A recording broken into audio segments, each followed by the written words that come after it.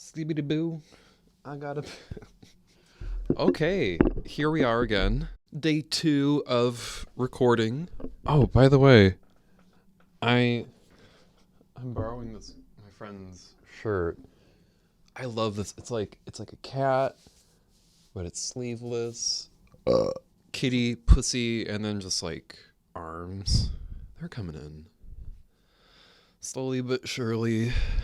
Okay, finally decided on the little mystery thing I left with y'all. I am going to discuss some of the things that were happening. There were some things going on behind the scenes that my siblings and I didn't know about. So my dad had already been cheating on my mom since before they were even married. So parents, they were high school sweethearts, and they dated in high school. But even back then, some things were pretty sussy with what my dad was doing. And so this just basically continued throughout their entire relationship. Even when my sister was born, she was the firstborn.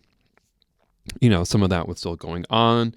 Kind of that facade and just kind of keeping up with secrets started to kind of fall apart during this time. So some suspicions were starting to get raised. So in terms of just like the family dynamic, I mean, this is also a time when, teenagers are teenagers. They like to stay in their rooms and be on social media. And I grew up with the internet and Facebook. So, of course, this wasn't, things were different kind of around this time because, back then when we were kids, sure, we had Nintendo 64. And so, we still interacted with each other. But also just there was a certain tension in the house, I guess, that I mean, even now, I mean, as I'm just trying to recall it, it's kind of, or it's fuzzy because I mean, like that was, God, well, I'm almost 30 now. So that was 17 years ago. Oh, is this a bit better? A little bit more. God, I'm holding in a fart. Do y'all want to hear my fart? No, I'm not going to do that to y'all. A little bit more this way. Like the first guy like I ever went on a date with in person. I know I was like I've done like virtual dates and like I mean God they're so fucking sappy. I mean I was 13. What do you expect? But one of the first guys I went on a date with, like, so I was 16, he was 18. His name was Kevin. And, like, he kind of opened my gayness world. And, it was like, I was, Jasmine, he was Aladdin. And it was just like, oh, no. Do you like my, like, Cantonese opera vibrato? Ah! I love Cantonese opera, by the way. But yeah, he showed me like all the gay shit, and like hung out with him, and well, I mean in secrecy. Well, yeah, that was the first time was okay. So I was 16. Again, he was 18. First time we ever met up. So I came out at 16, and after then, there was the Pride Parade in Chicago because I lived out in the suburbs in Woodridge, and came out. Mom was super chill about it. Like my dad to this day has like never actually told me, yeah, it's okay to be gay. Like but so I freshly out of the closet, Pride Parade came, and then I devised a plan. It's like, okay, so I'm going to go to the Pride Parade with my besties from high school. But at the same time, I'm going to invite Kevin to go. So I, told my parents, hey, I'm going to go to the Pride Parade. Stephanie's going to be there. God, who else was there? I think Ivory was there. And then I think Amanda too. And so she was like, oh, sweet, cool. But she didn't know that Kevin was going to be there. So met up with Kevin, and we, started watching the parade, and we started watching from. So for all you Chicagoans out there, imagine Center on Halsted, and then the bike rack that's like right outside of Center on Halsted. So there are a couple bikes that were like tipped over. I mean, they were locked up, but they were like tipped over. And Kevin was kind of one of the things I really liked about him. Like, he was very punky and, very fuck it, whatever. So he just, we're trying to get a good view, and, I was fucking short back then. And so he just, jumps on top of one of these bikes and, reaches his hand out to me. And so I'm like, oh my God, so romantic. So,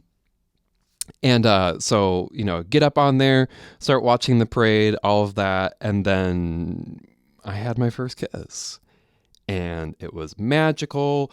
Synesthesia went fucking insane, like fucking, orgasm of colors. And yeah, it was amazing. It was liberating. It was, yeah, I yeah, I think, that, age 16 was a very, very mixed year. Very, very mixed year. So to kind of talk a little bit more about 16, some of the other things, the highs and the lows. So I talked about a high. I'm going to talk about a low. So I had a couple more suicide attempts. And by a couple, I mean, God, either 4 or 5. And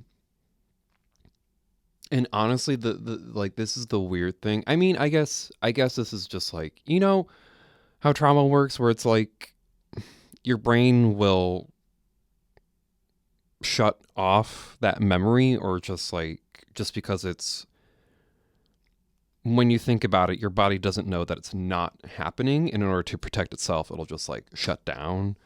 That's kind of been my primary trauma defense mechanism, is just blanking out. Like, I'll be talking about something that's difficult, and then I'll just kind of flatline. Who the fuck is texting me? Is that a Grinder message? Oh, okay. Hi, Grinder. So that, I'm sure there are other people out there who can relate to that.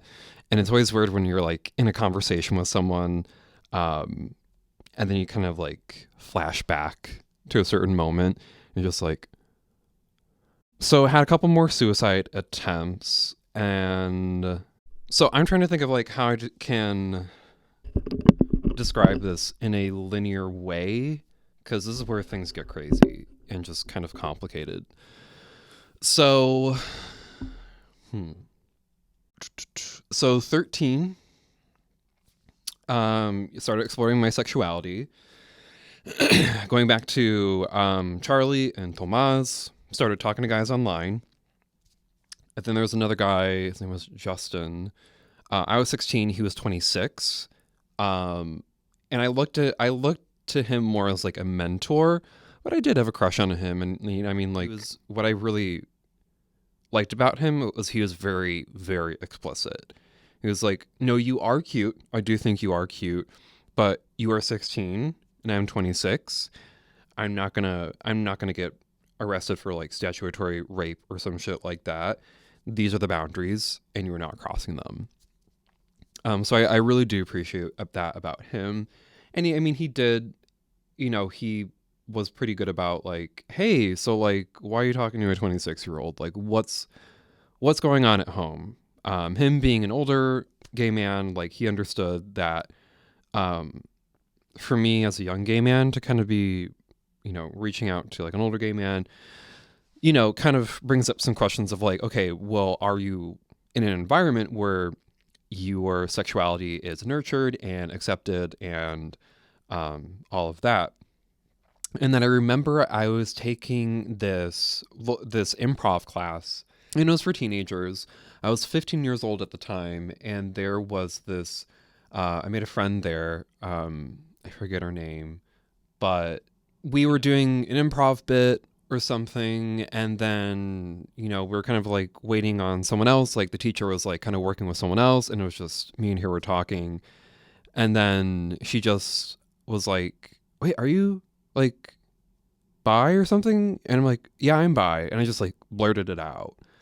And that was like the first time I ever told anyone in person that, like, yeah, I'm in some ways attracted to dudes. I mean, I knew I was gay back then, but for me, it was safer to say that I was bi. But what really stood out to me in that moment was just like, I said I'm bi, and then, the world didn't end. She didn't laugh at me. She was just like, cool. And it wasn't a big deal. So that really did give me some more confidence. And I was just like, oh, okay, so it's not going to be as bad as I thought it would be if I were to be like, yo, I like dick. So that just kind of helped me out. And then I slowly but surely I got more and more confident, and with my friends at school. So age 15 or 16, I transferred to Morgan Park Academy in Beverly in Chicago, and that social environment changed everything for me. But funny story before going to MPA. So I my parents and I, like, we were looking at schools or high schools to kind of transfer to. After going to like the Montessori school, where it's like there was just a lot of drama and like some abuse. My parents found out about it, and they're like, "Nope, we're getting you out of there," and that was a smart decision. Um, and so we were looking at other schools. So my parents and all of my siblings, all three of my siblings, they went to the same school, Bennett Academy for high school, and it's this private Catholic school. And I remember just like, when they're thinking about high school, they're like, "Hey, do you want to go to bed at wink, wink, nudge, nudge?" I'm like, fuck no, fuck no. I didn't want to wear a uniform. Like, I was getting into fashion, and like I wanted to wear whatever the fuck I wanted. And also just like, Catholicism. And for me, I just knew I wouldn't fit in there. The experience I had up to that point was just, in this very racially and culturally homogenous, suburban culture of whiteness. I really didn't fit in. I didn't super care to fit in, but because I didn't fit in, it really ruined my chances, or really just made it harder to make friends. So we're looking at schools. We looked at like other, Christian, like Catholic academies or some shit like that. And I was just like, okay. And I mean, like real talk. Every single time, like I went to these places, I was like, okay, where are the cute boys? Who's got the cutest boys? Or who has like goth or emo people? Because I was like a closet goth emo kid. Loved My Chemical Romance, but just like I knew that if I were to like dress up like that, like my parents probably wouldn't be super stoked. And also, when would go shopping with my mom, there were a couple of times when I'm like I want to shop at Hot Topic, and she's like, "No, you don't want that." And it's just like, also, side comment, I fucking hate it when like old people are like, you don't want that. It's like, shut the fuck up. I know what I want. It's like, if you're a teacher, don't ever fucking tell someone that, like, oh, this isn't what you want. It's like, that's what you want. And like, here's basic logic. If you don't want that, that doesn't mean someone else doesn't want that. And part of like getting people to know what they want, they need to fucking explore. They need to fucking, fuck around and find out. And so, but the moment that you tell them, like, that's not what you want, it's like, you've already made that decision for them. And that's not your decision to make. That's their decision to make. So, yeah, I go to the mall, like, hey, I want to shop at Hot Topic. Mom's like, no. And that was the other thing in terms of like dynamics at home, was there. it took my parents a little bit to get okay with me being more creative and just like a little bit more myself, and that kind of the rebellious, I don't give a shit. I want to be a really expressive side of myself. But I think a part of that was just like through because of all the shit I went through, and like getting bullied all the time.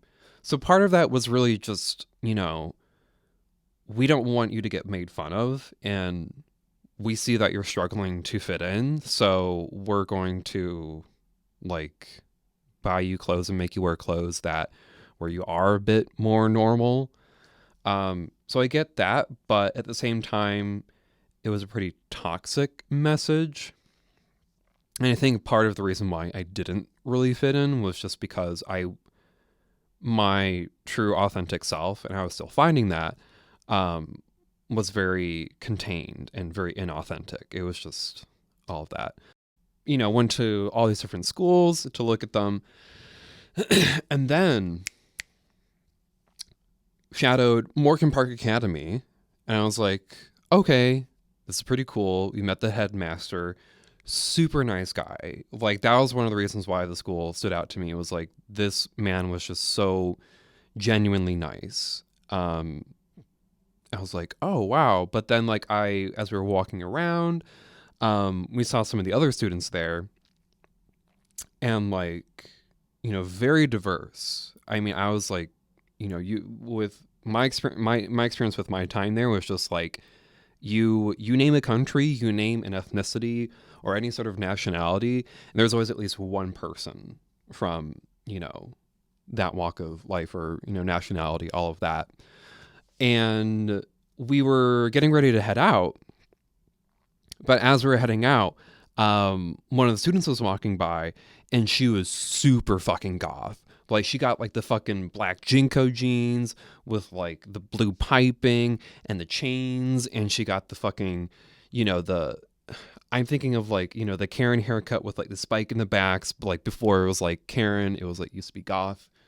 Um, and like in that moment, I saw that. I was like, I'm going here. Like, if I could fucking dress like that, and then I'm fucking going here. And so finished up, and was on the way home with my dad. I was like, I really want to go there. And he's like, are you sure?